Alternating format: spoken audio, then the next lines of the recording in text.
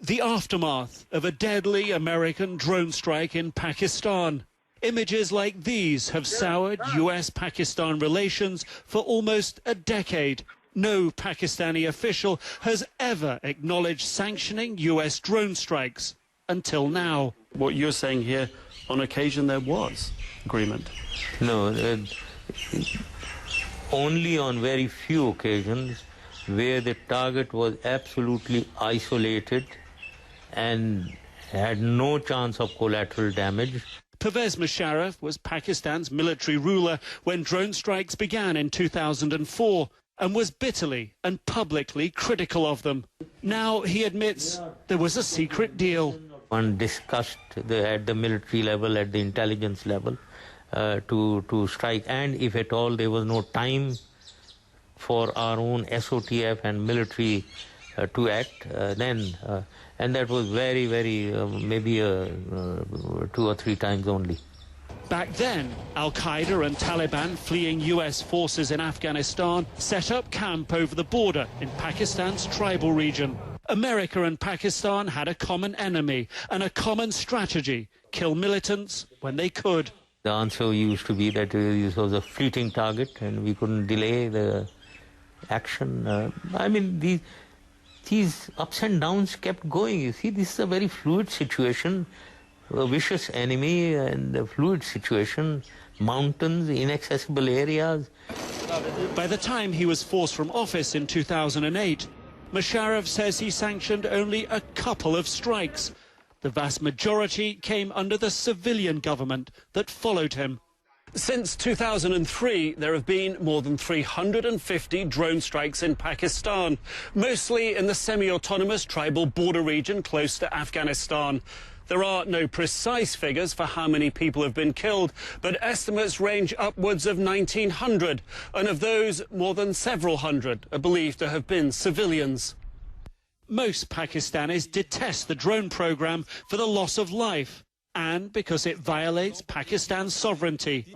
Ministers here routinely condemn them. What I can say today, the world power, the world superpower, is having its own way without having any consent from Pakistan.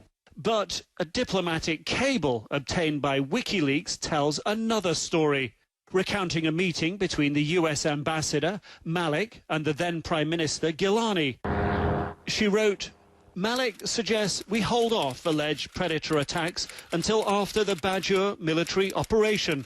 The PM brushed aside Rahman's remarks and said, I don't care if they do it, as long as they get the right people. We'll protest in the National Assembly and then ignore it.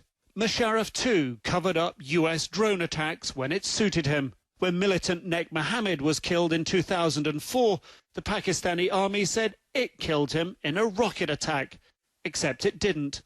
So Nek Mohammed killed by a drone or by Pakistani military, US drone? I think he was killed by US drones. Yes. So, but there was no agreement as such. And every time we did object. Objections that were frequent, loud and public, but not always sincere. Nick Robertson, CNN, Islamabad, Pakistan. So how will the issue of drones affect President Obama's legacy as well as Pervez Musharraf's political comeback bid? We're joined now by Akbar Ahmed, a former Pakistan High Commissioner to the UK and Ireland. He's also the chair of Islamic Studies at the American University in Washington and author of The Thistle and the Drone, How America's War on Terror Became a Global War on Tribal Islam. Thank you so much for joining us. First of all, why do you think Musharraf's been speaking like this, and how will it affect what he hopes will be a comeback? What's he doing here?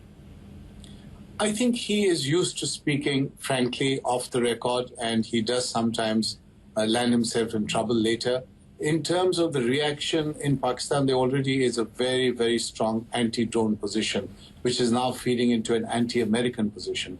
It's not going to help him. He already has a very weak political base in Pakistan, and the anti-drone campaign, anti-American campaign is going to then be diverted to the kinds of statements he's making, basically admitting that he was part of that drone campaign. In my book that you mentioned, I have a whole chapter on this, focused on Waziristan. And 2004, when President Musharraf is the president, is a turning point in the tribal areas, called by President Obama the most dangerous place in the world, because that is the year when the drone campaign began in Waziristan. That is the year when the Pakistan Army under President Musharraf was actually sent in full force to try to suppress the people there and the militants, the terrorists and the Al-Qaeda and so on. Now that began the process of militants attacking these people, suicide bombers, the Pakistan Army, then drone strikes and tribal rivalries, which meant that the average person living in Waziristan was actually living through sheer hell. And because they're so controversial, of course, there's the effect in Pakistan. But in terms of what this means for Obama and his legacy, I've mentioned that, but how does it actually affect how he responded to this very difficult situation in Pakistan?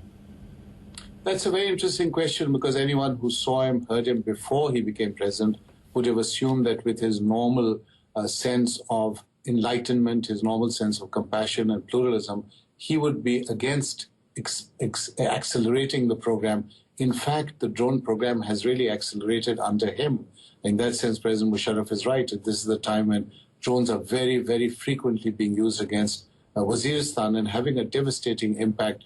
And he himself has now opened himself to this charge that is he, in fact, supporting this instrument of death and violence abroad, because he's obviously acting on the basis of his constituency in the United States, where he must show himself to be tough on security. It's one issue that Americans are very, very keen on in terms of supporting their political figures. And therefore, he's constantly having to prove how tough he is. And that's where the drone comes in.